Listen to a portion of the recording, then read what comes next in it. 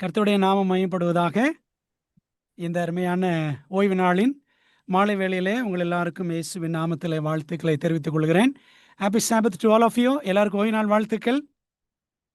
Bunting search மூலமாக நடைபெறக்கூடிய இந்த நாளின் வெஸ்பர் சர்வீஸில் நாம் கலந்து கொள்ளும்படி தேவன் கொடுத்த நல்ல வாய்ப்புக்காக நன்றி. திருச்சபைக்கும் போதகருக்கும் மற்றும் இணைந்திருக்கிற எல்லாருக்கும் இயேசுவின் நாமத்தில் நன்றிகளை நான் தெரிவித்துக் கொள்கிறேன்.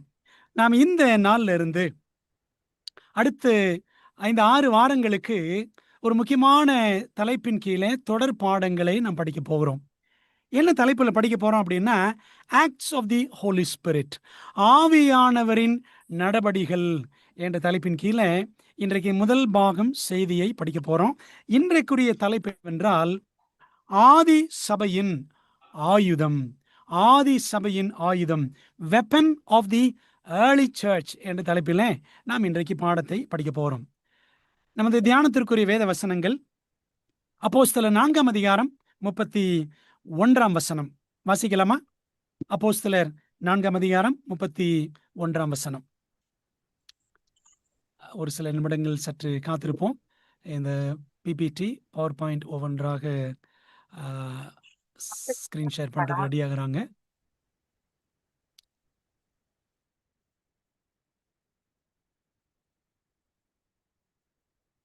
ஆதி சபையின் ஆயுதம், weapon of the early church. அப்போஸ்தலர் 4ஆம் அதிகாரம் 31ஆவது வசனம். உங்கள் கைகளிலே நீங்கள் வேதாகமம் வைத்திருக்கிறீர்களா? வேதாகமத்தை நீங்கள் திறந்து வாசிக்கும்படி நான் கேட்டுக்கொள்கிறேன். அப்போஸ்தலர் 4ஆம் அதிகாரம் 31ஆம் வசனம். அவர்கள் ஜெபம் பண்ணின போது அவர்கள் கூடியிருந்த இடம் அசைந்தது. அவர்கள் எல்லாரும் பரிசுத்த ஆவியினால் நிரப்பப்பட்டு தேவ வசனத்தை தைரியமாய் சொன்னார்கள். இன்னொரு வசனம் அப்போஸ்தலர் 12ஆம் அதிகாரம் வசனம் 5. அப்படியே பேதுரு சிறைச்சாலையிலே காக்கப்பட்டிருக்கையில் சபையார் அவனுக்காக தேவனை நோக்கி ஊக்கத்தோடே ஜெபம் பண்ணினார்கள் என்று வாசிக்கிறோம். பிரியமானவர்களே, புதிய ஏற்பாட்டின் 5ஆம் புத்தகமான அப்போஸ்தலருடைய நடபடிகளை எப்படிலாம் வேத அறிஞர்கள் அழைக்கிறாங்க அப்படின்னா, ஆவியானவரின் நடபடிகள் என்றும் திருச்சபையின் ஆதி திருச்சபையின் நடபடிகள் என்றும் அழைக்கிறார்கள். பிரியமான தேவப்பிள்ளைகளே, இந்த அப்போஸ்தலர் நடபடிகள் புத்தகத்துல 28 அதிகாரங்கள், 1007 வசனங்கள் இருக்கின்றன. ஆதி திருச்சபையினுடைய 30 ஆண்டுகால சரித்திரம் இந்த புஸ்தகத்துல அடங்கி இருக்கிறது. அதுல 32 நாடுகள், 54 நகரங்கள், 9 மத்திய தரைக்கடலின் தீவுகள் பற்றியெல்லாம் சொல்லப்பட்டிருக்கிறது. 95 நபர்களை பற்றி நாம் இந்த புஸ்தகத்தில் வாசிக்கலாம். பவுலின் 3 ஊழிய பயணங்கள் பற்றியும் சொல்லப்பட்டுள்ளது. அதில் குறிப்பாக 1/3 பங்கு பவுலின் சிறைவாசம் பற்றி பேசுகிறது. அப்போஸ்தலர் நடபடிகளில் 1/3 பங்கு பவுலினுடைய சிறைவாசம் பற்றியும் நாம் பார்க்கலாம். அன்பான தேவப்பிள்ளைகளே, ஆதி திருச்சபையின் அசுரவேக வளர்ச்சிக்கான ஆயுதம் பற்றியும் இந்த அதிகாரம் பேசுகிறது. என்ன ஆயுதம் தெரியுமா? ஆதி திருச்சபை இவ்வளவு சீக்கிரமாக இவ்வளவு அசுர வேகத்தில் வளர்ந்ததே, அதற்கான ஆயுதம் என்ன தெரியுமா? அந்த ஆயுதம் ஜெபம் என்றுதான் நாம் சொல்ல வேண்டும். நாம் இந்த புஸ்தகத்துல ஜெபத்தை குறித்து படிக்க போகிறோம். ஜெபத்தோடு படிக்கலாமா? ஜெபிப்போம். எங்க நல்ல பிதாவே, இந்த அருமையான பரிசுத்தமான ஓய்வு நாளுக்கு நமக்கு நன்றி செலுத்துகிறோம். இந்த நாளிலும் கர்த்தாவே, உம்முடைய வார்த்தைகளை நாங்கள் தொடர்பாடங்களாக படிக்க போகிறோம். எழுப்புதலின் அடிப்படைகளை நாங்கள் கற்றுக்கொள்ள போகிறோம். ABCs of revival பற்றி நாங்கள் படிக்க போறோம். ஆண்டவரே, ஆவியானவரின் நடபடிகளை நாங்கள் படிக்கும் பொழுது கர்த்தருடைய ஆவியானவர் எங்களை ஆச்சரியமாய் நடத்தும்படி எங்களை ஒப்புக் கொடுக்கிறோம். கர்த்தாவே, எங்களோடு பேசும் ஐயா. கர்த்தாவே, சொல்லும் அடியார்கள் கேட்கிறோம். நீர் பெருக வேண்டும், நாங்கள் சிறுக வேண்டும். இயேசுவின் நாமத்தில் ஜெபிக்கிறோம் நல்ல பிதாவே, ஆமென். அன்பானவர்களே, ஆதி திருச்சபை, அதை நாம் எப்படி வர்ணிக்க வேண்டும் என்றால், முழங்கால்களில் முன்னேறிய சபை. Church moved on her knees என்றுதான் நாம் சொல்ல வேண்டும். ஹெர்பர்ட் லாக்கியர் என்ற எழுத்தாளர் என்ன சொல்றார் பாருங்களேன். The early church was the church militant. Seeing she was a church living on her knees, her witness was dynamic, for behind it there was that prevailing prayer. என்ன சொல்றாருன்னா, ஆதி திருச்சபை போராடும் திருச்சபையாக இருந்தது. அந்த திருச்சபை முழங்கால்களில் முன்னேறும் சபையாகவும் இருந்தது. அந்த திருச்சபையினுடைய சாட்சி மிகவும் பலமாய் இருந்தது. காரணம் என்னவென்றால் அதன் பின்னணியிலே மேற்கொள்ளும் ஜெபம் காணப்பட்டது என்று all the prayers of the Bible என்ற புத்தகத்துல பக்கம் 229 வாசிக்கிறோம். அன்பானவர்களே, ஆதி சபையார் எவ்விடத்திலும் வெற்றி சிறந்தார்கள். எல்லா சூழ்நிலைகளிலும் ஆவியானவர் ஆதி சபைக்காக வெற்றி கொடி பிடித்தார். என்னென்ன வெற்றி அடைந்தது பாருங்களேன். ஆதி திருச்சபை அடைந்த வெற்றிகள்: மார்க்கங்களின் மேல் வெற்றி, வியாதிகளின் மேல் வெற்றி, மரணத்தின் மேல் வெற்றி, பாவத்தின் மேல் வெற்றி, பிசாசுகளின் மேல் வெற்றி, இயற்கையின் மேல் வெற்றி, தத்துவங்களின் மேல் வெற்றி என்று எங்கும் தலைகுனிவே இல்லாமல் ஆதி திருச்சபை வெற்றி அடைந்து கொண்டே இருந்தது. காரணம், ஆவியானவர் ஆதி சபையை வழிநடத்தினார். எவ்விடத்திலும் ஜெபிக்க தூண்டினார். எங்கெல்லாம் எப்படியெல்லாம் ஆதி சபை ஜெபித்தது என்று நாம் கற்றுக்கொள்ளப் போகிறோம். அந்த ஸ்லைட்ஸ் ஒன்னொன்னு தயவு செய்து மாற்றுவோம். ஒவ்வொரு ஸ்லைடை பார்க்கலாம். வசனங்கள் பாருங்களேன். 2 Corinthians 2 அதிகாரம் 14 வசனம். கிறிஸ்துவுக்குள் எங்களை எப்பொழுதும் வெற்றி சிறக்க பண்ணி எல்லா இடங்களிலேயும் எங்களை கொண்டு அவரை அறிகிற அறிவின் வாசனையை வெளிப்படுத்துகிற தேவனுக்கு ஸ்தோத்திரம். பவுல் எழுதுறார், எங்க பார்த்தாலும் வெற்றி தான் ஆதி திருச்சபைக்கு. ஏசாயா 59:19 படிக்கிறோம், வெள்ளம் போல் சத்துரு வரும்போது கர்த்தருடைய ஆவியானவர் அவனுக்கு விரோதமாய் கொடியேற்றுவார் அப்படின்னு படிக்கிறோம். ஆவியானவர் மிக வல்லமையாக ஆதி திருச்சபையின் காலகட்டத்தில் செயல்பட்டார். அவர்கள் பெற்ற வெற்றிகளை நாம் பார்த்தோம் அல்லவா? அன்பான தேவ பிள்ளைகளை, நம்ம என்ன பார்க்க போறோம் அப்படின்னு சொன்னா, ஜெபத்தை குறித்து நாம் படிக்க இருக்கிறோம். ஆதி திருச்சபை எங்கெல்லாம் ஜெபித்தது, எப்படியெல்லாம் ஜெபித்தது என்று நாம் பார்க்கலாமா? முதலாவது, நம்பர் 1, மேல் வீட்டில் ஜெபம், prayer in the upper room. ஆண்டவர் இயேசு வாக்கு கொடுத்து சென்றார். பாருங்கள், அப்போஸ்தலர் 1 அதிகாரம் 13 மற்றும் 14 வசனங்கள். ஆண்டவர் வாக்கு கொடுத்தாரு, பரிசுத்த ஆவி உங்களுக்கு வருவாரு என்று சொல்லி. தேவதூதர்களும் சொன்னார்கள். என்ன சொன்னாங்க? இப்படி போன இயேசு கிறிஸ்து எப்படி போனாரோ அப்படியே வருவார் என்று வாழ்த்து சொன்னார்கள். இயேசுவானவர் வாக்கு கொடுத்தார். அப்போஸ்தலர் 1:8. தூதர்கள் வாழ்த்து சொன்னார்கள். அப்போஸ்தலர் 1:11 நாம் அதை வாசிக்கிறோம். இந்த வாக்கையும் வாழ்த்தையும் கேட்ட ஆதி சீஷர்கள், அந்த 120 பேர் என்ன செய்தார்கள் தெரியுமா? ஆண்டவர் வாக்கு கொடுத்து விட்டார், தூதர்கள் வாழ்த்து சொல்லி விட்டார்கள், இயேசு திரும்ப வருவார் அப்படின்னு சொல்லிட்டு, பரிசுத்த ஆவி வருவார், உங்களுக்கு பலன் கொடுப்பார் என்று இயேசு சொல்லிவிட்டார். இதெல்லாம் கேட்டுட்டு அவங்க சும்மா இருக்கல. அந்த 120 பேரும் அர்ப்பணிப்போடு ஜெபத்திலே அவர்கள் காத்திருந்தார்கள். அப்போஸ்தலர் 1 அதிகாரம் 13 மற்றும் 14 வசனங்களை நாம் பார்க்கலாமா? பாருங்க, அப்போஸ்தலர் 1 அதிகாரம் 13 மற்றும் 14 வசனங்கள். 2 ஸ்லைட்ஸ் முன்னாடி போய் நாம் இந்த வசனத்தை டிஸ்பிளே பண்ணுவோமா? வாசிப்போம். அவர்கள் அங்கே வந்தபோது மேல் வீட்டில் ஏறினார்கள். அதில் பேதுருவும் யாக்கோபும் யோவானும் அந்திரேயாவும் பிலிப்பும் தோமாவும் பர்துலமேயும் மத்தேயும் அல்பேயுவின் குமாரனாகிய யாக்கோபும் செலோத்தே எனப்பட்ட சீமோனும் யாக்கோபின் சகோதரனாகிய யூதாவும் தங்கியிருந்தார்கள். யூதாஸ் இல்லை, செத்து போயிட்டான். அங்கே இவர்கள் எல்லாரும் ஸ்திரீகளோடும் இயேசுவின் தாயாகிய மரியாளோடும் அவருடைய சகோதரரோடும் கூட ஒருமனப்பட்டு ஜெபத்திலும் வேண்டுதலிலும் தரித்திருந்தார்கள். அன்பானவர்களே, ஆண்டவர் வாக்குத்தத்தம் கொடுத்துட்டாரு அப்படின்னு சும்மா இல்லை. ஆதி சபை தூதர்கள் வாழ்த்து சொல்லிவிட்டார்கள், இயேசு திரும்ப வருவாரு என்று சொல்லி சும்மா இல்லை. ஆதி திருச்சபையார் ஜெபித்தார்கள். அன்பானவர்களே, இப்படி ஜெபத்தில் பிறந்ததுதான் ஆதி சபை. ஆண்டவர் அந்த வாக்கு கொடுத்ததுக்கு அப்புறம், தூதர்கள் வாழ்த்து சொன்னதுக்கு அப்புறம், ஆதி சபை ஜெபத்திலே தரித்திருக்க தொடங்கிவிட்டது.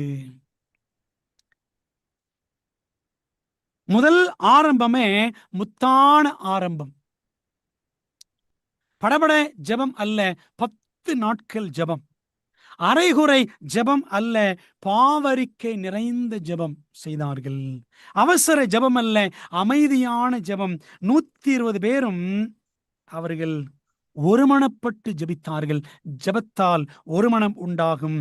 ஒருமனம் பிறந்தால் நறுமணம் உண்டாகும். அன்பான தேவ பிள்ளைகளே, இன்னைக்கு திருச்சபைகளில் நமக்கு ஒருமனம் இருக்கிறது. அந்த ஒருமனம் ஜெபிக்கவா அல்லது கூடி குறை பேசவா,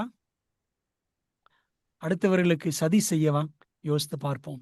நம்முடைய ஒருமனம் எதற்காக இருக்கிறது? அப்ப ஆதி திருச்சபை மேல் வீட்டில் ஜெபித்தார்கள். அந்த மேல் வீட்டு ஜெபம், மேலேறி போய் ஜெபிக்கிற அந்த தாகம் நமக்கு இருக்கிறதா? எனக்கு ஒரு வாஞ்சை என்ன அப்படின்னா, எங்க போனாலும் மாடி இருக்கான்னு பார்ப்பேன். லாட்ஜில் தங்கினாலும் சரி, வீடுகளில், நண்பர்கள் வீடுகளில் எங்கே போய் தங்கினாலும் மேல் மாடி இருக்கிறதா, அங்கே போய் ஜோமனோன்ற அந்த வாஞ்சை, தாகம் இன்றளவும் ஆண்டவர் என் உள்ளத்தில் வைத்திருக்கிறார். அதற்காக ஆண்டவருக்கு நான் ஸ்தோத்திரம் செலுத்துகிறேன். ஆதி திருச்சபை மேல் மாடியில், மேல் வீட்டில் ஜெபித்தது. நாம் ஜெபிக்கிறோமா? ரெண்டாவது ஜெபம் என்ன அப்படின்னு பார்த்தீங்கன்னா, உறுதியான ஜெபம், ஃபர்ம்னஸ் இன் பிரேயர். அப்போஸ்தலர் 2 அதிகாரம் 42 வசனம். அவர்கள் ஆதி சபை அப்போஸ்தலருடைய உபதேசத்திலும் அந்நியோன்னியத்திலும் அப்பம் பிட்குதலிலும் ஜெபம் பண்ணுதலிலும் உறுதியாய் தரித்திருந்தார்கள் அப்படின்னு படிக்கிறோம். உறுதியான ஜெபம். அன்பானவர்களே, ஆதி சபை ஜெபத்தில் பிறந்தது, ஜெபத்தால் வளர்ந்தது, அருள்மாரியாய் ஆவியானவரும் இறங்கினார். ஆதி சபை ஜெபித்தது, ஆவியானவர் இறங்கினார். அதனாலதான் பவுலும் அதே ஆலோசனையை ஆணித்தரமாக சொன்னார். எங்கே? ரோமர் 12 அதிகாரம் 12 வசனம் பாருங்க. நம்பிக்கையில சந்தோஷமாயிருங்கள், உபத்திரவத்தில் பொறுமையாயிருங்கள், ஜெபத்தில உறுதியாய் தரித்திருங்கள். பாத்தீங்களா? நமக்கு ஜெபத்தில உறுதி உண்டா? உறுதியா ஜெபிக்கிறோமா? நீங்கள் உறுதியான விசுவாசியா என்பதை யோசித்து பார்க்க வேண்டும். ஒரு நாளைக்கு எவ்வளவு நேரம் ஜெபிக்கிறீர்கள்? அதாங்க நம்ம உறுதியான ஜெபத்துக்கு அடையாளம். சரிங்களா? ஆதி திருச்சபையார் உறுதியாய் தரித்திருந்தார்கள் ஜெபத்துல.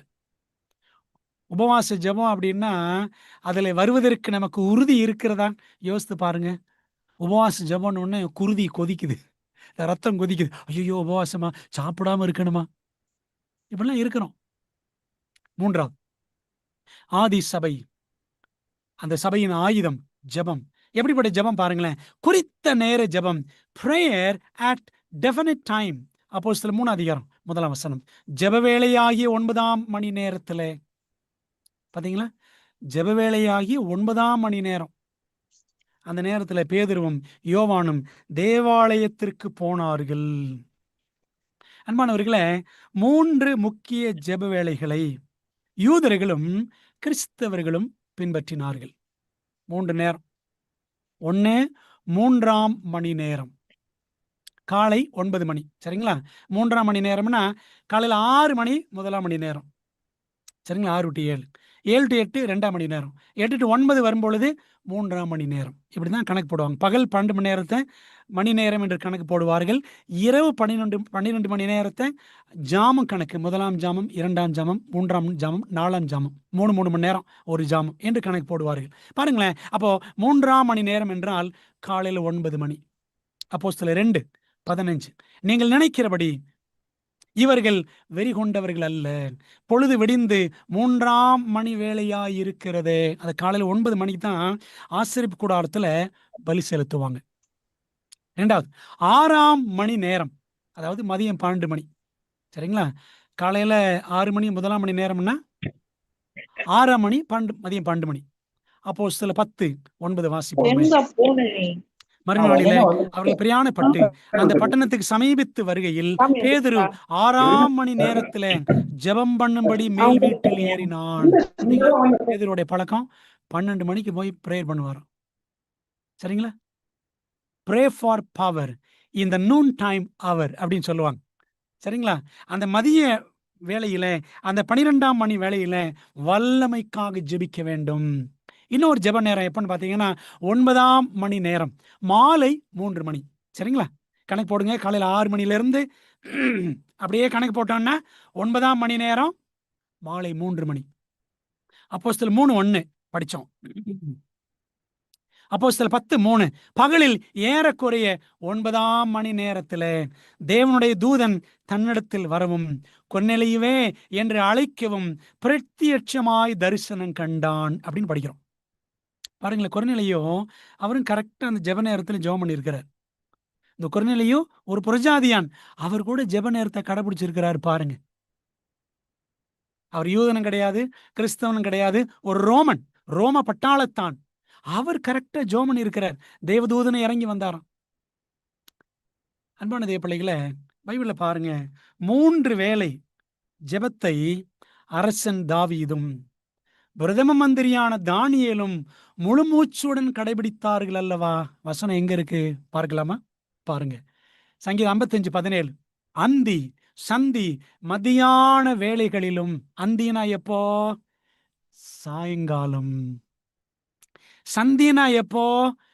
காலையில, விடிய காலையில. இப்ப இந்துக்கள் வீடுகள்ல பாத்தீங்கன்னா காலையில அந்த சந்தியா வந்தனம் போடுவாங்க. கௌசல்யா சுப்ரஜா ராம பூஜா அப்படின்னு ஒரு பாட்டு போடுவாங்க, பார்த்துருக்கீங்களா? அதுக்கு பேரு சந்தியா வந்தனம். சந்தினா விடிய காலையில. மதியானம் நமக்கு தெரியும், பார்த்தீங்களா? அப்போ ஒரு நாள் எப்போ தொடங்குது? சாயங்காலம் தொடங்குது. சாயங்காலம், காலையில, மதியானம். சரிங்களா, இதுதான் பைபிள் கணக்கு. ஆகவே இந்த வேளைகளிலும் நான் தியானம் பண்ணி முறையிடுவேன். தாவீது ராஜாவா இருக்கும் பொழுது அப்படியெல்லாம் ஜெபம் பண்ணி இருக்கிறார். தானியேல் 6ஆம் அதிகாரம் 10ஆம் வசனம் பாருங்களேன். தானியேலோவென்றால் அந்த பத்திரத்துக்கு கையெழுத்து வைக்கப்பட்டது என்று அறிந்த போதிலும், சிங்க கெபியிலே அவரை தூக்கி போட வேண்டும் என்ற ஒரு பத்திரம், ஒரு சட்டம் கையெழுத்து வைக்கப்பட்டது என்று அறிந்த போதிலும் தன் வீட்டுக்குள்ளே போய், அப்போ அவருக்கு 84 வயசு தானியேலுக்கு, தன் மேல் அறையில, அது பாருங்க மேல் வீட்டுல, எருசலேமுக்கு நேராக பலகணிகள் ஜன்னல்கள் திறந்திருக்க, அங்கே தான் முன் செய்து வந்தபடியே தினம் 3 வேளையும். பிரதம மந்திரிங்க தானியேல். எப்போ?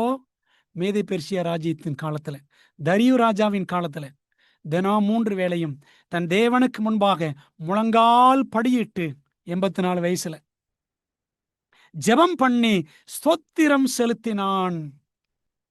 பிரியமான தேவ பிள்ளைகள, இந்த பழக்க வழக்கங்கள்லாம் தாவீதுக்கு இருந்துச்சு, தானியேலுக்கு இருந்துச்சு. இதைத்தான் ஆதி சபையும் கடைபிடிக்கிறது. பேதுருவும் மதியம் 12 மணிக்கு மேல் வீட்டில் ஜெபித்தான். வசனம் படிச்சோம்ல அப்போஸ்தலர் 10ஆம் அதிகாரத்துல. அன்பான தேவ பிள்ளைகள, அப்ப பாருங்க, ஜெபிப்பதற்கென்று ஓர் இடமும் நேரமும் நமக்கு வேண்டும். சபைகளுக்கு ஆலோசனை புக்கில் படிச்சீங்கன்னா எலன் ஒயிட் எழுதியிருப்பாங்க, ஜெபிப்பதற்கு ஒரு இடம் இருக்கணும், ஜெபம் பண்றதுக்கு ஒரு நேரம் இருக்கணும். சரிங்களா? அப்ப பார்த்தீங்களா, பைபிள்ல அப்போஸ்தலர் படிக்கிறோம், 3ஆம் மணி வேளை, 9ஆம் மணி வேளை, இப்படிலாம் ஜெபம் பண்ணி இருக்கிறாங்க. எங்க ஜெபம் பண்ணாங்க? மேல் வீட்டில் ஜெபம் பண்ணாங்க, தேவாலயத்தில் ஜெபம் பண்ணாங்க, அப்படிலாம் படிக்கிறோம். பிரியமான தேவ பிள்ளைகளே, ஆதி சபையாரின் ஜெப பழக்கம் கொஞ்சமாவது நாம் புரிந்திருக்கிறோமா? உங்களுக்கும் எனக்கும் ஜெபிப்பதற்கென்று இடம், நேரம், மனம் ஏதாகிலும் இருக்கிறதா? பொதுவாக சொல்லுவாங்களே, மனம் இருந்தால் மார்க்கம் உண்டு. முதல்ல இந்த மனசு வேணுங்க. அந்த மனசு இருந்துச்சுன்னு வச்சுக்கோங்களேன், ஜெபம் பண்றதுக்கு இடம், ஜெபம் பண்றதுக்கு நேரம், அந்த 3 நேர ஜெபம் நம்ம சரியா கடைபிடிப்போம். தனி ஜெபம் 3 நேரம், குடும்ப ஜெபம் ஒரு நாளைக்கு 2 நேரம், இதெல்லாம் செய்கிறோமா? யோசித்து பாருங்க. பேர் தான் கிறிஸ்தவர்கள். அன்பான தேவ பிள்ளைகளே, இந்த பாடங்களை ஏன் படிக்கிறோம்னா, ஆண்டோட வருகைக்கு முன்பாக அதிசீக்கிர வருகைக்கு நாம் காத்து கொண்டிருக்கிறோம். அப்போ அப்படி காத்து கொண்டிருக்கிற நீங்களும் நானும் எப்படி இருக்கணும், ஆதி சபை எப்படி இருந்துச்சு, இந்த கடைசி சபை எப்படி இருக்கணும் என்பதற்காக தான் இதெல்லாம் நான் படிக்கிறோம். 4வது, எப்படி ஜெபித்தார்கள்? ஆதி சபையின் ஆயுதம் ஜெபம். எப்படி செய்தார்கள்? அஸ்திபாரங்களை அசைக்கும் ஜெபம். Foundation shaking prayer. எங்க படிக்கிறோம் பாருங்க, அப்போஸ்தலர் 4:31.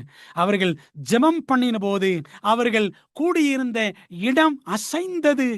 அவர்கள் எல்லாரும் பரிசுத்தாவியினால் நிரப்பப்பட்டு தேவ வசனத்தை தைரியமாய் சொன்னார்கள். என்ன சம்பவம்னு பார்த்தீங்கன்னா, இன்னொரு வசனம் பாருங்க. அப்போஸ்தலர் 16:25-26. நடுராத்திரியில் பவுலும் சீலாவும் ஜெபம் பண்ணி தேவனை துதித்து பாடினார்கள். காவலில் வைக்கப்பட்டவர்கள் அதை கேட்டுக்கொண்டிருந்தார்கள். சடிதியிலே திடீரென்று சிறைச்சாலையின் அஸ்திபாரங்கள் அசையும்படியாக பூமி மிகவும் அதிர்ந்தது. உடனே கதவுகள் எல்லாம் திறவுண்டது. எல்லாருடைய கட்டுகளும் கலன்று போயிற்று.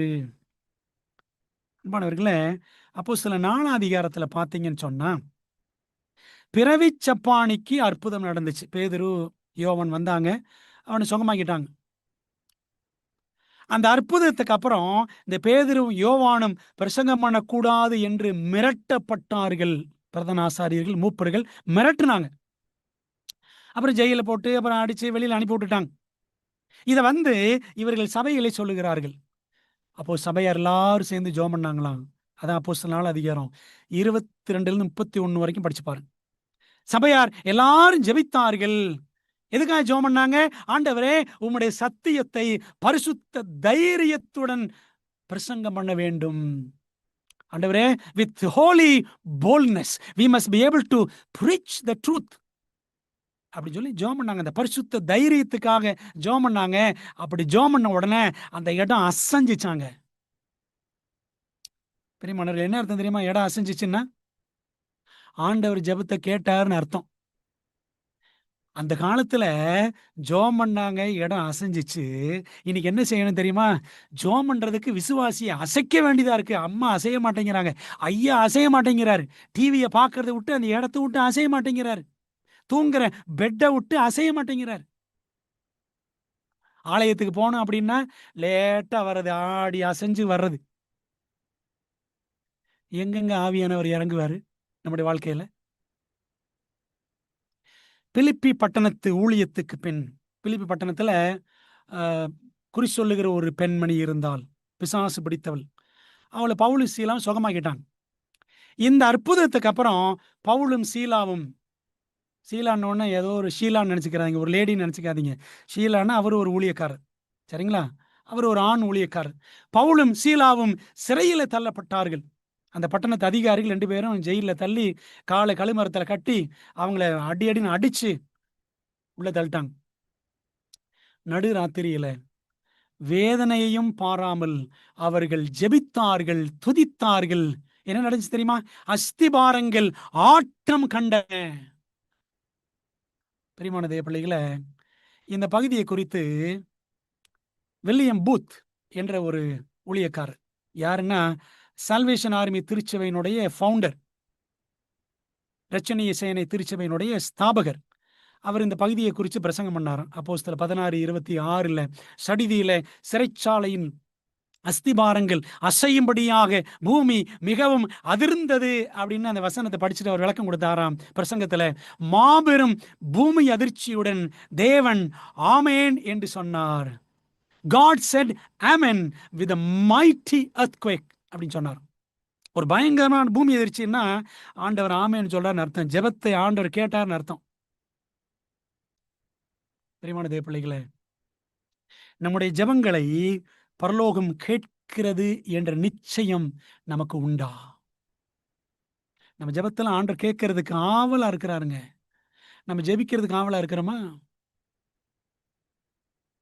பிரியமான தேவ பிள்ளைகளே, ஒரு அழகான மேற்கோளை நான் வாசிக்கிறேன்.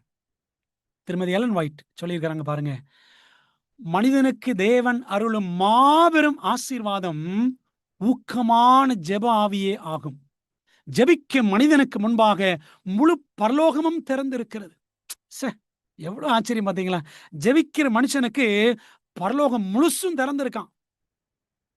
ஊக்கமான வேண்டுதலுடன் தேவனுக்கு முன்பாக வந்து சென்ற பின் கிறிஸ்துவின் ஸ்தானாதிபதிகள் ஜனங்களிடம் வல்லமையை வெளிக்காட்டுவார்கள்.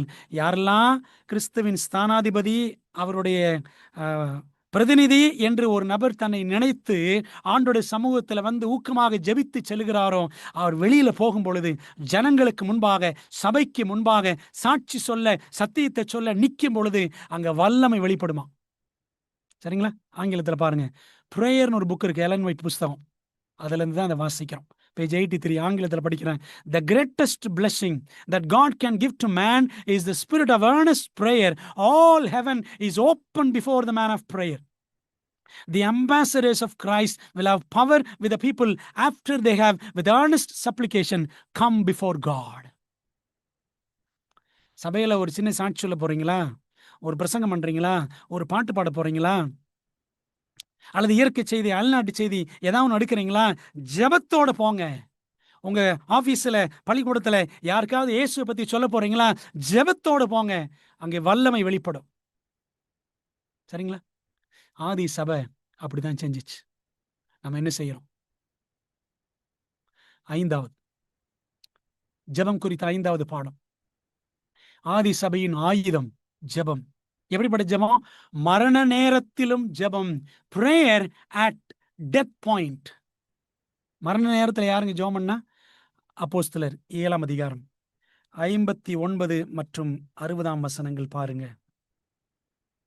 அப்பொழுது கர்த்தராகிய இயேசுவே, என் ஆவியை ஏற்றுக்கொள்ளும் என்று ஸ்தேவான் தொழுது கொள்ளுகையில் அவனை கல்லெறிந்தார்கள். அவனை முழங்கார்படியிட்டு, ஆண்டவரே, இவர்கள் மேல் இந்த பாவத்தை சுமத்தாதிரும் என்று மிகுந்த சத்தமிட்டு சொன்னான். இப்படி சொல்லி நித்திரை அடைந்தான் அப்படின்னு ஸ்தேவானை பற்றி வாசிக்கணும். ஸ்தேவான் ஆதி சபையில ஒரு சாதாரண விசுவாசி. அவர் ஒரு அப்போஸ்தலன் கிடையாது, போதகர் கிடையாது, பணிவிடைக்காரன், டீக்கன். பணிவிடை செய்தான், பிரசங்கமும் செய்தான், அற்புதங்களையும் செய்தான். நீங்க படிச்சு பாருங்க, அப்போஸ்தலர் 6ஆம் அதிகாரத்தை படிச்சு பாருங்க. அவன் கல்லெறியுண்டு கொல்லப்பட்டான். அப்படி கல்லெறியும் சமயத்துல பாருங்களேன், கல்லெறி உண்டு மரிக்கும் தருவாயில் இயேசுவை கண்டான். அப்போஸ்தலர் 7:55-56. அவன் பரிசுத்தாவியினாலே நிறைந்தவனாய் வானத்தை அண்ணாந்து பார்த்து தேவனுடைய மகிமையையும் தேவனுடைய வலது பார்சத்தில் இயேசுவானவர் நிற்கிறதையும் கண்டான். பாத்தீங்களா? பல இடங்கள்ல பைபிள்ல பிதாவின் வலது பார்சத்துல இயேசு கிறிஸ்து உட்கார்ந்திருக்காரு தான் போட்டிருக்கோம், வீட்டிருந்தாரு தான் போட்டிருக்கோம். இங்க மட்டும்தான் பாருங்க, அவர் நின்றார் அப்படின்னு படிக்கிறோம். அதோ வானங்கள் திறந்திருக்கிறதையும் மனுஷகுமாரன் தேவனுடைய வலது பார்சத்தில் நிற்கிறதையும் காண்கிறேன் என்றான். முழங்கால் படியிட்டு ஜெபித்தான், இயேசுவை கண்டான், இயேசுவுக்காக நின்றான். சரிங்களா? அப்போ 7:58 பாருங்களேன், அவனை நகரத்திற்கு புறம்பே தள்ளி அவனை கல்லெறிந்தார்கள். கல்லெறிஞ்சாங்க. அப்ப கூட ஆண்டவருக்காக வைராக்கியமா நின்னாருங்க. ஜெபத்திலே நின்றான், இயேசுவை போலவே ஜெபித்து மாண்டான். சரிங்களா? 59, 60ஆம் வசனங்கள்ல ஏற்கனவே படிச்சோம். இயேசுவானவர் பாருங்க, சிலுவையில் தொங்கும் பொழுதும் ஜெபம் கொண்டேதான் செத்தார். பிதாவே, உம்முடைய கைகளிலே என் ஆவியை ஒப்பு கொடுக்கிறேன். பிதாவே, இவர்களே மன்னியும். மரண நேரத்துல இயேசு எப்படி ஜெபித்து மாண்டாரோ அதே போலதான் ஸ்தேவான் என்ற கோதுமை மணி செத்ததால் தான் பவுல் என்ற தேவ மனிதன் பிறந்தான். அன்பான தேவ ஜனங்களே, நம்முடைய ஜெபங்கள் எதையாவது சாதிக்கிறதா? யாரையாவது நம்முடைய ஜெபங்கள் மனமாற்றத்திற்குள் நடத்தி இருக்கிறதா? யோசித்து பாருங்களேன். அன்பான தெய்வ ஜனங்களே, இன்னைக்கு நான் என்னுடைய வாழ்க்கையில சாட்சியை சொல்ல முடியும். இன்னைக்கு ஒரு ஊழியக்காரனா நான் இருக்கிறேன் அப்படின்னா என்னுடைய பாட்டி அம்மா செய்த ஜெபங்கள் தான் நிச்சயமா நான் சொல்லுவேன். அவனுடைய அருள் ஆசீர்வாதம் முதல்ல. 2வது என்னுடைய தாயினுடைய தாய் அவங்க பண்ண ஜெபங்கள். நாம் செய்கிற ஜெபங்கள்னால ஊழியக்காரர்கள் உருவாகணுங்க. ஸ்தேவான் ஜெபித்து கொண்டு மடிகிறதை சவுல் கண்டான். ஒரு பெரிய ஊழியக்காரனாக தேவன் சவுலை பவுலாக எழுப்பினார். மரண நேரத்திலும் ஜெபம். அன்பானவர்களே, எத்தனை ஆச்சரியம்! ஆதி சபையின் ஆயுதம் ஜெபம். எப்படி ஜெபித்தார்கள்? பார்வை பறிபோனாலும் ஜெபம். பிரேயர் தோ லாஸ்ட் சைட். யார் இப்படி செய்தது? அப்போஸ்தலர் 9ஆம் அதிகாரம். அதுல யாரை பற்றி படிக்கிறோம்னா, அப்போஸ்தலன் பவுலை குறித்து படிக்கிறோம். அவன் 3 நாள் பார்வை இல்லாதவனாய் புசியாமலும் குடியாமலும் இருந்தான். உபவாசம். பவுல். தமஸ்குவிலே அனனியா என்னும் பேருள்ள ஒரு சீஷன் இருந்தான். அவனுக்கு கர்த்தர் தரிசனமாகி, அனனியாவே என்றார். அவன், ஆண்டவரே, இதோ அடியேன் என்றான். அப்பொழுது கர்த்தர், நீ எழுந்து நேர்த்தெருவு என்னப்பட்ட தெருவுக்கு போய் யூதாவின் வீட்டிலே தர்சு பட்டணத்தானாகிய சவுல் என்னும் பேருள்ள ஒருவனை தேடு, அவன் இப்பொழுது ஜெபம் பண்ணுகிறான் என்று இயேசுவானவர் சொல்லுகிறார். சவுலை பத்தி முதல்ல ஆண்டவர் இயேசு கிறிஸ்து இன்னொரு விசுவாசிக்கு, அனனியா என்ற விசுவாசிக்கு கொடுக்கிற இன்ட்ரோடக்ஷன் என்ன சொல்றார் பாருங்க. அவன் இப்பொழுது ஜெபம் பண்ணுகிறான். ஸ்தேவானுக்குள் இருந்த அந்த ஜெப ஆவி பவுலையும் பாதித்து விட்டது. பவுலை பாருங்கள், பார்வை பறிபோனாலும் ஜெபம். எத்தனை அழகாக கர்த்தர் அவனை அனனியாவிடம் அறிமுகப்படுத்துகிறார். சொன்னேன்ல, அவன் இப்பொழுது ஜெபம் பண்ணுகிறான். ஆங்கிலத்தில் படிச்சு பாருங்களேன், கேஜேவியில, behold he prayeth. இதோ அவன் ஜெபம் பண்றான். தமிழ்ல அப்படிதான் சொல்லணும். இதோ அவன் ஜெபம் பண்றான். ஆண்டவருக்கு ஆச்சரியம். எப்ப பாருப்பா, அவன் பிரேயர் பண்றான். சபைகள்லாம் அடிச்சு நொறுக்கிட்டு இருந்தவன், சபைகள்லாம் பாழாக்கினவன், இதோ அவன் ஜெபம் பண்ணுகிறான். behold he prayeth. இங்கிலீஷ்ல அப்படித்தான் இருக்கு. அன்பான தேவப்பிள்ளைகளே, அப்போ நம்ம ஜெபம் பண்றோம்னா ஆண்டவர் பார்த்து ஆச்சரியப்படுவாருங்க. ஜெபம் பண்றோமா? ஜெபம் பண்ணாட்டினாலும் ஆண்டவர் ஆச்சரியப்படுவார். சரிங்களா? வசனம் இருக்கு பைபிள்ல. ஒரு வசனத்தை நான் ஸ்கிரீன்ல போடல, பைபிள்ல இருந்து எடுத்து வாசிக்கிறேன் பாருங்க. ஏசாயா புத்தகத்துல, ஏசாயா புத்தகத்துல 59ஆம் அதிகாரம் வசனம் 16. ஒருவரும் இல்லை என்று கண்டு விண்ணப்பம் பண்ணுகிறவன் இல்லை என்று ஆச்சரியப்பட்டார். விண்ணப்பம் பண்ணுகிறவன் இல்லை என்று ஆச்சரியப்பட்டார். ஜெபம் பண்ணாட்டினாலும் ஆண்டவர் ஆச்சரியப்படுவாரு. நம்ம ஜெபம் பண்ணாலும் ஆண்டவர் ஆச்சரியப்படுவார். பார்த்தீங்களா? ஒரு பயங்கரமான கொலைகாரன், ஒரு பயங்கரமான மோசக்காரன், துன்பப்படுத்துகிறவன், சபைகள் எல்லாம் பாழாக்கினவன், அவன் ஜெபம் பண்றான்னு பார்த்துட்டு ஆண்டவர் ஆச்சரியப்பட்டார். இதோ அவன் ஜெபம் பண்ணுகிறான். எப்படியெல்லாம் பவுல் ஜெபம் பண்ணார் பாருங்களேன். ஆராதனையில் உபவாச ஜெபம். அப்போஸ்தலர் 13ல முதல் 3 வசனங்களை நீங்க படிச்சு பார்த்துக்கங்க. சரிங்களா? 1ஆம் வசனத்தையும் சேர்த்து நீங்க படிக்கணும். அப்படி உபவாச ஜெபம் அந்தியோகியா பட்டணத்தில் இருந்த பொழுது அவர்கள் கர்த்தருக்கு ஆராதனை செய்து உபவாசித்துக் கொண்டிருக்கிற போது பர்னபாவையும் சவுலையும் நான் அழைத்த ஊழியத்திற்காக அவர்களை பிரித்து விடுங்கள் என்று பரிசுத்த ஆவியானவர் திருவுளம் பற்றினார். அப்பொழுது உபவாசித்து ஜெபம் பண்ணி அவர்கள் மேல் கைகளை வைத்து அவர்களை அனுப்பினார்கள். பாருங்களேன், பவுல் அவர் உபவாசம் எப்போ இருக்கிறாரு? 3 நாள் கணுதெரியாம இருந்தார் பார்த்தீங்களா? அப்பயும் உபவாசம், சபையாரோடு சேர்ந்து உபவாசம். அப்பதான் அவருக்கு ஊழிய அழைப்பு வருகிறது. சரிங்களா? வேறு எப்படியெல்லாம் ஜெபித்தார்கள்?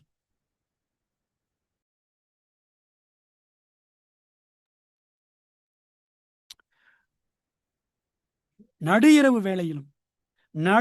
வேளையிலும் படு வேதனையிலும் ஜெபித்தவர் இந்த பவுல். ஆராதனையில் உபவாச ஜெபம் பார்த்தோம். ஆற்றோரத்திலும் உபவாச ஜெபம். அப்போஸ்தலர் 16:13 வசனத்தை நீங்க பாருங்களேன்.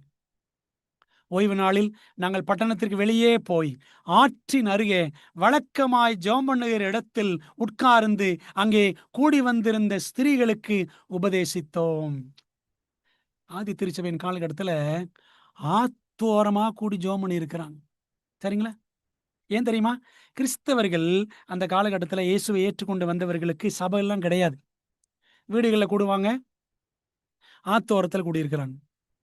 பிரியமான தேவ பிள்ளைகளே, பார்த்தீங்களா?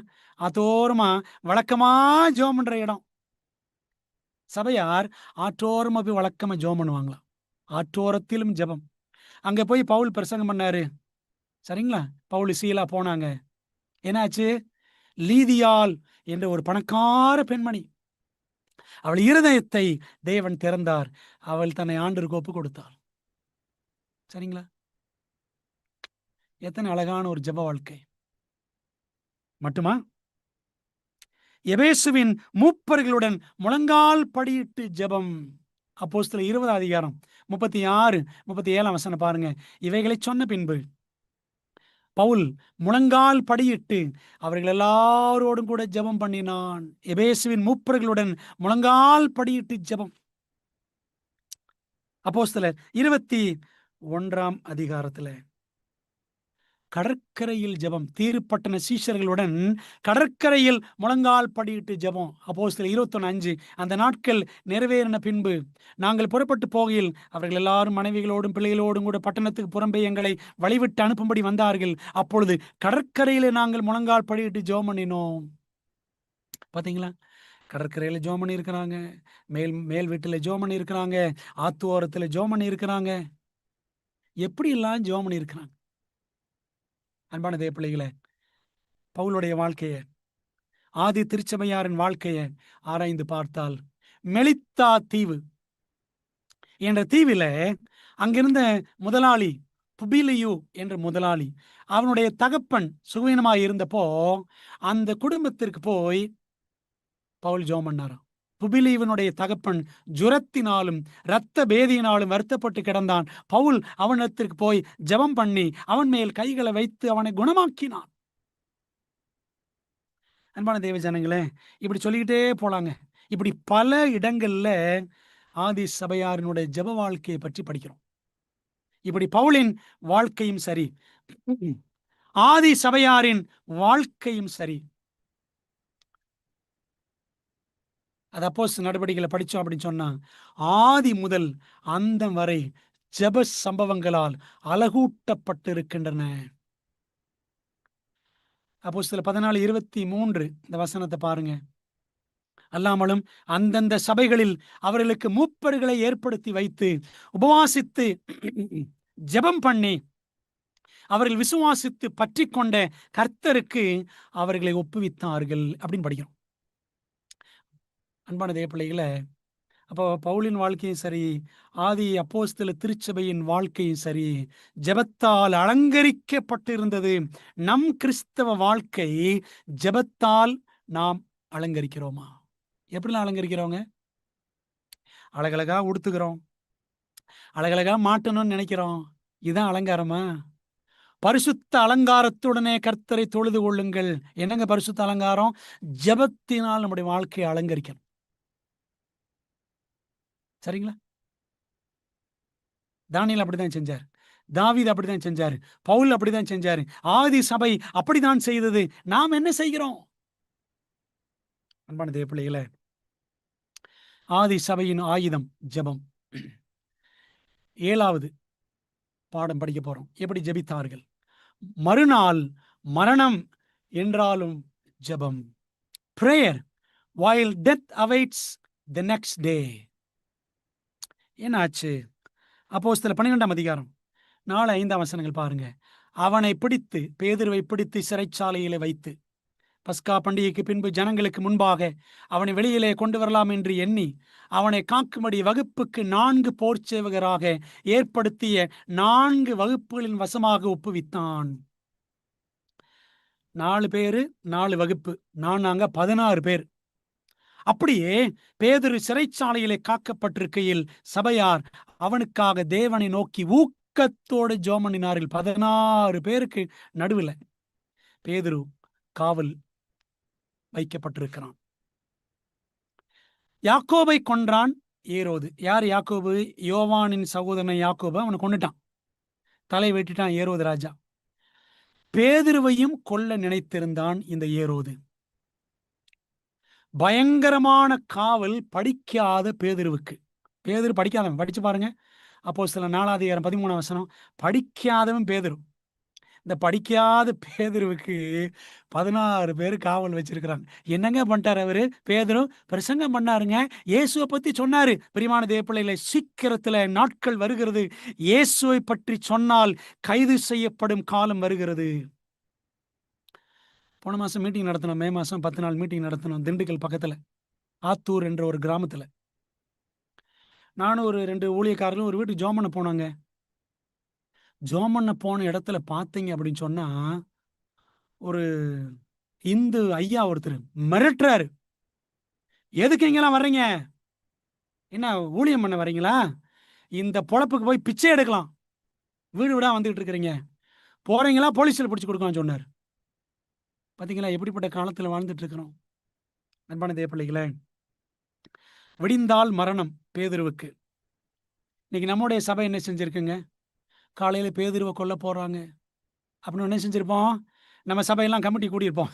கமிட்டி கூடி பேதுரு நாளைக்கு கொண்டு போட்டாங்கன்னா சரி, அவர் எங்க அடக்கம் பண்ணலாம்? பெட்டி என்ன சைஸ்ல பெட்டி செய்யலாம்? எத்தனை மணிக்கு அடக்க ஆராதனை வைக்கலாம்? ப்ரோக்ராம் ஷீட் அடிக்கலாமா வேண்டாமா? யார் ஓப்பனிங் ப்ரேயர், யார் பிரசங்கம், யார் க்ளோசிங் ப்ரேயர், யார் கமிட்டல், யார் அடக்கம் பண்ண போறா அப்படின்னு சொல்லி நம்மளாம் கமிட்டி கூடி பேசியிருப்போம். இந்த கால சபை தான் செஞ்சிருக்கோம். ஆனால் ஆதி சபையார் என்ன செய்தார்கள் தெரியுமா? அதான் வசனம் சொல்லுதுங்க, 12:5. அப்படியே பேதுரு சிறைச்சாலையிலே காக்கப்பட்டிருக்கையில் சபையார் அவனுக்காக தேவனை நோக்கி ஊக்கத்தோட ஜெபம் பண்ணினார்கள். இதாங்க ஆதி சபை. ஆதி சபையின் ஆயுதம் ஜெபம். ஊக்கமான ஜெபத்தால் பேதுருவுக்கு நிம்மதியான உறக்கம். நீங்க படிச்சு பாருங்க அப்போஸ்தலர் 12 பேதுரு நல்லா தூங்குவாராம். தேவதூதன் வந்து பரலோகத்திலிருந்து இரக்கம் கீழே இறங்கி வந்துட்டார். பேதுரு விழாவில் தட்டி தான் எழுப்பினார். அப்பதான் எந்திரிச்சார் இந்த பேதுரு மனுஷன். நாளைக்கு சாக போறாருன்னு தெரியும், எப்படி தூங்குறாரு பார்த்தீங்களா? அதாங்க கர்த்தர் தமக்கு பிரியமானவனுக்கு நித்திரை அளிக்கிறார். சங்கீதம் 127 படிக்கிறோம். சமாதானத்தோட படுத்துக்கொண்டு நித்திரை செய்வேன், ஆண்டவரே நீர் ஒருவரே என்னை சுகமாய் தங்க பண்ணுகிறீர். சங்கீதம் 4:8 வாசிக்கிறோம். ஜெபம்னா நல்லா தூக்கம் வருங்க. பாத்தீங்களா? ஊக்கமான ஜெபத்தால் பேதுருக்கு நிம்மதியான உறக்கம். தேவதூதன் பரலோகத்திலிருந்து இறங்கி வந்துட்டாரு. பேதுருவை காணாமல் சேவகருக்குள்ளே கலக்கம். படிச்சு பாருங்க அப்போஸ்தலர் 12 அந்த வார்த்தை அப்படியே இருக்கும், கலக்கம். அப்போஸ்தலர் 12:19 படிக்கிறோம். ஏரோது அவனை தேடி காணாமற் போன போது பேதுருவை காணோம். காவற்காரரை விசாரணை செய்து அவர்களை கொலை செய்யும்படி கட்டளையிட்டு பின்பு யூதயா தேசத்தை விட்டு செசரியா பட்டணத்துக்கு போய் அங்கே வாசம் பண்ணினார். ஊரை விட்டு ஓடிவிட்டான் ஏரோது. அன்பானவர்களே, ஏரோது எஸ்கேப். அன்பான தேவ பிள்ளைகளே, அந்த அளவுக்கு இவர்களுடைய ஜெபம், சபையாரின் ஜெபம் கிரியை செய்தது. இன்னொரு காரியம் கூட படிச்சு பாருங்க. அதே அப்போஸ்தலர் 12 படிச்சு பார்த்தீங்கன்னா, இந்த ஏரோத தேவதூதன் அடித்தான். எந்த தேவதூதன் பேதுருவை தட்டி எழுப்பினானோ மெல்ல செல்லமா தட்டி எழுப்பியிருப்பார். ஆனால் அதே அதிகாரத்தின் கடைசியில் பாருங்க, அதே தேவதூதன் போய் என்ன பண்றாரு? ஏரோது அடித்தான், அவன் புழுபுழுத்து செத்தான் அப்படின்னு படிக்கிறோம். அன்பான தேவ பிள்ளைகளே, இன்றைய தேவை என்ன தெரியுமா? ஸ்தேவான் போல, யாக்கோபு போல பேதுருவையும் தேவன் எடுத்துக்கொண்டார் என்று கைகளை விரிக்கும் விசுவாசிகள் அல்ல. ஆண்டவர் ஸ்தேவான் எடுத்துக்கிட்டாரு, யாக்கோபு எடுத்துக்கிட்டாரு, பேதுருவையும் ஆண்டவர் எடுத்துக்கிட்டாரு. ஐயோ ஆண்டவரே, இப்படி விசுவாசிகள் ஆண்டருக்கு தேவையில்லை. யாக்கோபைத்தான் இழந்தோம், போகட்டும், ஆனால் பேதுருவை விடமாட்டோம் என்று பதில் வரும் வரை ஜெபிக்கிற விசுவாசிகள் இன்றைக்கு திருச்சபைக்கு தேவை, தேவனுக்கு தேவை, பரலோகத்திற்கு தேவை. அன்பான தேவ பிள்ளைகளே, அப்படி நாம் ஜெபிக்கிறோமா? யோசித்து பாருங்க, நம்முடைய ஜெப வாழ்க்கை எப்படி இருக்கிறது? அருமையான தேவ ஜனங்களே, ஜெபித்தால் ஒரு மனம் வரும், ஜெபித்தால் அபிஷேகம் வரும், ஆவியின் மழை இறங்கி வரும், ஜெபித்தால் அற்புதங்கள் நடக்கும், ஜெபித்தால் அஸ்திபாரங்கள் அசையும், ஜெபித்தால் ஆத்துமாக்கள் ரட்சிக்கப்படுவார்கள். ஸ்தேவான் ஜெபம் பண்ணாரு, சவுல் ரட்சிக்கப்பட்டான். ஜெபித்தால் தேவதூதன் இறங்கி வருவான், ஜெபித்தால் சிறையிருப்பு மாறும். பெரியமான தேவ பிள்ளைகளே, ஜெபியாதிருந்தால் பாவமாகும், ஜெபியாதிருப்பது தேவனை மறுதலிப்பது ஆகும். யார் சொல்றார் தெரியுமா? E.M. பவுன்ஸ் என்ற ஊழியக்காரர், எட்வர்ட் மெக்கன்ரி பவுன்ஸ். அமெரிக்கால ஒரு மெத்தடிஸ்ட் பாஸ்டர். இவர் ஜெபத்தை பற்றி 9 புஸ்தகங்கள் எழுதியிருக்கிறார். தினம் விடிய காலை எந்திரிச்சு 4 மணி நேரம் ஜெபம் பண்ண வரான் அந்த மனுஷன். அவர் சொல்லாரு, prayerlessness is sin. Not to pray is to deny God. சரிங்களா? or neglect God. ஜெபம் பண்ணாம இருக்கிறது பாவம். ஜெபிக்கலன்னா தேவனை மறுதலிக்கிறோம், தேவனை அசட்டை பண்றோம். சும்மா அந்த சாப்பாட்டுக்கு ஒரு நிமிஷம் ஜெபம், அரை நிமிஷம் ஜெபம், எல்லாரும் கூடி இப்படி நின்று ஜெபம், இதெல்லாம் சரிதான். தனியாக நாம் தேவனோடு ஜெபிக்கிறோமா? யோசித்து பாருங்க. ஒரு சம்பவத்தை உங்களோடு பகிர்ந்து கொண்டு நான் நிறைவு செய்ய விரும்புகிறேன். ஜெபிக்கும் படை வீரனின் கதை ஒரு உண்மை சம்பவம். எதிரி நாட்டு படையுடன் தொடர்பு கொண்டு ரகசியங்களை அறிவித்து விட்டான் என்று சொல்லி ஒரு படை வீரனை என்ன பண்றாரு, கமாண்டோ படைத்தலைவன் கூப்பிடுறார். இந்த படை வீரன் படை தளபதிக்கு முன்பாக வந்து நிற்கிறான். எதிரிகள் பதுங்கி இருக்கும் அந்த இடத்திலிருந்து நீ வெளியே வந்தாயே, நீ எதிரிகள்கிட்ட போய் எதிரி நாட்டு உளவாளிகளுக்கு நம்முடைய ரகசியங்களை நீ கொடுத்து விட்டுத்தான் வந்தாய் அல்லவா அப்படின்னு சொல்லிட்டு படைத்தலைவன் அந்த அதிபதி கேட்கிறான், தளபதி கேட்கிறான். அப்போ இந்த படை வீரனை விசாரணை கொண்டு வர்றாங்க. அங்க உள்ள போயிட்டு வந்தையே, நீ என்ன பண்ண, என்னென்ன ரகசியங்கள் எல்லாம் வெளிப்படுத்தினாய் எதிரி நாட்டு படைகளுக்கு அப்படின்னு கேட்ட உடனே அந்த படை வீரன் சொன்னானா, சார் 1 மணி நேரம் ஜெபம் பண்றதுக்காக நான் அந்த மறைவான பகுதிக்கு நான் போனேன் அப்படின்னு அவன் சொன்னான். அப்போ அவனை விசாரித்த அதிகாரி கேட்டாராம், 1 மணி நேரம் தனி ஜெபம் செய்யும் அளவுக்கு உனக்கு பழக்கம் உண்டா என்று விசாரிக்கிறான். உடனே அவனும், ஆமாம் சார், நான் அப்படி தனியாக ஜெபம் பண்ணியிருக்கிறேன், வழக்கமாக ஜெபம் பண்ணுவேன் அப்படின்னு சொல்லி அவன் சொன்னான். உடனே அந்த அதிகாரி ரொம்ப நக்கலா கிண்டலா சொன்னானா, என்ன சொன்னான் தெரியுமா, உன் வாழ்க்கையில் அதிகமாக ஜெபம் தேவைப்படும் நேரம் எது என்றால் அந்த நேரம் இந்த நேரமாக தான் இருக்கும். ஏன்னா உனக்கு தண்டனை கொடுக்க போகிறோம். ஏனென்றால் எதிரிகளோடு நீ போய் ரகசியங்களை தெரியப்படுத்தினாய் என்று நாங்கள் சந்தேகப்படுகிறோம். உனக்கு ஜெபம் அதிகம் தேவைன்னா இந்த டைம் தான் நினைக்கிறேன், நீ ஜெபம் பண்ணு பார்ப்போம் அப்படின்னு சொன்ன உடனே அவன் என்ன பண்ண தெரியுமா, நிறைய அதிகாரிகள்லாம் சூழ்ந்து நிற்கிறாங்க, படை வீரர்கள் நிறைய பேர் நிற்கிறாங்க, முழங்கால் போட்டு உடனே ஜெபம் பண்ணாங்க. எப்படி ஜெபித்தான் என்று சொன்னால், மிகுந்த ஊக்கத்தோடு முழங்கால் படியிட்டவன் ஜெபித்தான். இதை அங்கிருந்த அதிகாரிகள் யாருமே எதிர்பார்க்கவே இல்லை. மண்டியிட்டவன் தன் இதயத்தை எல்லாம் ஊற்றி போராடியவன் ஜெபித்தான். அவனை சூழ்ந்து நின்று பார்த்து கொண்டிருந்தவர்கள் பரலோகத்தின் தேவனோடு பரமபிதாவோடு அவனுக்கு இருந்த அந்த நெருக்கமான உறவை உணர்ந்து கொண்டார்கள். அவனது ஊக்கம், அவனுடைய வாஞ்சை, அவனுடைய வாயிலிருந்து புறப்பட்ட உள்ளத்திலிருந்து புறப்பட்ட அந்த வார்த்தைகள், தேவன் மீது அவன் கொண்டிருந்த அந்த நம்பிக்கை, இதெல்லாம் ஜெபத்தின் மூலம் வெளிப்பட்டதை கண்ட அனைவரும் கண்டிப்பாக அவனுக்கு விடுதலை கிடைக்கும் என்று உறுதியாக நம்பினார்கள். ஜெபம் பண்ணி முடிச்சாங்க. அந்த அதிகாரி அவனை பார்த்து சொன்னாராம், போர் வீரனே, நீ போகலாம். நெடுநாள் பழக்கம் உள்ள ஒருவன் தான் இப்படி ஜெபிக்க முடியும். அவன் ஜெபம் பண்ற மாதிரி நடிக்கலங்க, ஊக்கமா ஜெபம், உண்மையிலே ஜெபம். நீ போகலாம், நெடுநாள் பழக்கம் உடையவன் தான் இப்படி ஜெபிக்க முடியும். ஆகவே நீ ஜெபிக்கத்தான் மறைவிடம் சென்றாய் என்று நான் நிச்சயம் நம்புகிறேன், உனக்கு விடுதலை என்றவன் சொன்னான். பிரியமான தேவ பிள்ளைகளே, சில நேரங்களில் நம்ம ஜெபம் பண்றோம். எப்படி ஜெபம் பண்ணுவோம் தெரியுமா? சர்ச்சில் வந்துட்டு ஒரு ஆரம்ப ஜெபம் அப்படி ஏதாவது கொடுத்துட்டோம், முடிவு ஜெபம் கொடுத்துட்டோம்னா 3/4 மணி நேரம் ஜெபம் பண்ணுவோம். பார்த்துருக்கீங்க, சிலர் பயங்கரமாக ஜெபம் பண்ணுவாங்க. இப்படி ஜெபம் பண்ணுறவங்க வீட்டில் தனி ஜெபமே பண்ண மாட்டாங்கன்னு அர்த்தம். சரிங்களா? இப்படி பொது இடத்துல வந்து பண்ணும் பொழுது சுருக்கமாக 2 to 3 minutes, 2லேருந்து 3 நிமிஷம், அவ்வளோதான். சரிங்களா? தனி ஜெபம் நம்ம எவ்வளோ நேரம் வேண்டுமானாலும் ஜெபிக்கலாம். நெடுநேரம் ஜெபிக்கிற பழக்கம் உங்களுக்கு உண்டா? நெடுநாட்களாக ஜெபிக்கிற ஒரு நபராக, ஜெபிக்கிற கிறிஸ்தவராக நீங்கள் இருக்கிறீர்களா? யோசித்து பாருங்க. ஆண்டவர் வர்றாருன்னு சொல்றாங்க, நம்முடைய ஜெப வாழ்க்கை எப்படி இருக்கிறது? ஆதி சபையாரிடமிருந்து பாடம் படித்து வருகிற கடைசி சபையான நாம் ஒரு நாளைக்கு 1 மணி நேரமாவது ஜெபிக்க வாஞ்சையுடன் நேரம் எடுத்துக்கொள்கிறோமா?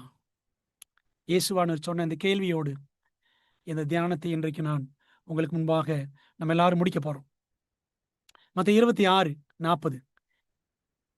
பின்பு அவர் சிஷ்யர்களிடத்தில் வந்து அவர்கள் நித்திரை பண்ணுகிறதைக் கண்டு பேதுருவை நோக்கி, நீங்கள் 1 மணி நேரமாவது என்னோட கூட விழித்திருக்க கூடாதா என்று கேள்வி கேட்டார். அன்பானவர்களே, அந்த கேள்வியை இன்றைக்கு உங்கள் எல்லாருக்கும் முன்பாக நான் வைக்கிறேன். ஆண்டவரே, 1 மணி நேரமாவது நாங்கள் ஜெபிக்கணும். ஆதி சபையின் ஆயுதம் ஜெபம். இந்த கடைசி சபையின், எங்களுடைய மீதமான திருச்சபையின் ஆயுதமும் ஜெபம்தான் என்பதை உணர்ந்து நாங்களும் ஜெபிக்கணும். ஆண்டவரே, இந்த ஜெபாவி எங்களுக்கு தாரும் என்று ஒப்பு கொடுத்து நம்ம ஜெபம் பண்ணலாமா? ஜெபிப்போம். பரிசுத்தமுள்ள ஆண்டவரே, இந்த பரிசுத்தமான ஓய்வு நாளிலே உம்முடைய சத்தியத்தை நாங்கள் படிக்கும்படி கொடுத்த நல்ல வாய்ப்புக்காக ஸ்தோத்திரம். தகப்பனே, ஆவியானவரின் நடவடிக்கைகள் என்ற தலைப்பில் இன்றைக்கு நாங்கள் முதல் சத்தியத்தை படிச்சிருக்கிறோம். ஆதி சபையின் ஆயுதம் ஜெபம். எப்படியெல்லாம் ஆதி திருச்சபை ஜெபித்தது என்பதை நாங்கள் கற்றுக்கொண்டோம்ப்பா. எங்களுக்கும் அந்த ஜெப ஆவியை ஊற்றுங்கப்பா. சகரியா 12ஆம் அதிகாரம் 10ஆம் வசனத்தில் படிக்கிறோம். எருசலேமின் குடிகளின் மேல் ஜெப ஆவியையும் விண்ணப்பங்களின் ஆவியையும் கிருபையின் ஆவியையும் ஊற்றுவேன் என்று ஆண்டு சொல்லியிருக்கிறீங்கப்பா. அந்த ஜெப ஆவியை எங்களுக்கு ஊற்றுங்க. நேரம் எடுத்து, நேரம் தவறாமல், அதற்கென்று இடத்தை, ஜெபத்திற்கென்று இடத்தை குறித்து ஆண்டவர் அந்த இடத்துல, அந்த நேரத்துல ஊக்கமாக ஜெபிக்கிற இந்த வாஞ்சையை எங்களுக்கு கொடுங்கப்பா. பவுலை போல, பேதுருவை போல, தானியேலை போல, தாவீதை போல ஜெபிக்கிற கிறிஸ்தவர்களாக எங்களை மாற்றுங்க. தகப்பனே, பந்திங் திருச்சபைக்காக, சபையார் எல்லாருக்காக, போதகர் குடும்பத்திற்காக ஜெபிக்கிறோம். இந்த நாளில் இணைந்திருக்கிற எல்லா பிள்ளைகளையும் ஆண்டவர் தொடர்ந்து ஆசீர்வதியும். கர்த்தாவே, நாங்கள் வரக்கூடிய ஒவ்வொரு ஓய்வு நாள் ஆரம்பத்திலும், ஒவ்வொரு வெள்ளிக்கிழமையிலும் மாலை நேரத்தில் கர்த்தாவே, இந்த சத்தியங்களை அப்போஸ்தலர் நடவடிக்கைகள் புஸ்தகத்திலிருந்து ஆவியானவரின் நடவடிக்கைகள் என்ற பாடங்களை படிக்க போறோம். ஆவியானவர் தாமே எங்கள் உள்ளங்களிலே, இல்லங்களிலே கிரியை செய்து ஜெபிக்கிற இல்லங்களாக, ஜெபிக்கிற குடும்பங்களாக, ஜெபிக்கிற கிறிஸ்தவர்களாக, ஜெபிக்கிற சபைகளாக எங்களை மாற்றி ஆண்டவருடைய வருகைக்கென்று எங்களை உருமாற்றும்படி இயேசுவின் நாமத்திலே கேட்கிறோம். ஜெபங்கேலும் நல்ல பிதாவே, ஆமென். என் ஆத்மாவே கர்த்தரை ஸ்தோத்திரி, என் முழுவதுமே அவருடைய பரிசுத்த நாமத்தை ஸ்தோத்திரி. என் ஆத்மாவே கர்த்தரை ஸ்தோத்திரி, அவர் செய்த சகல உபகாரங்களையும் மறவாதே. ஆமென். நம்முடைய கர்த்தராய் இருக்கிற இயேசு கிறிஸ்துவின் கிருபையும், பிதாவாகிய தேவனுடைய அன்பும், ஆவியானவரின் ஐக்கியமும் ஆசீர்வாதமும், தேவதூதர்களின் காவலும் வழி நடத்தலும் கர்த்தருடைய பிள்ளைகள் எல்லாரோடும் இன்றும் என்றும் சதா காலங்களிலும் தங்கியிருப்பதாக. ஆமென்.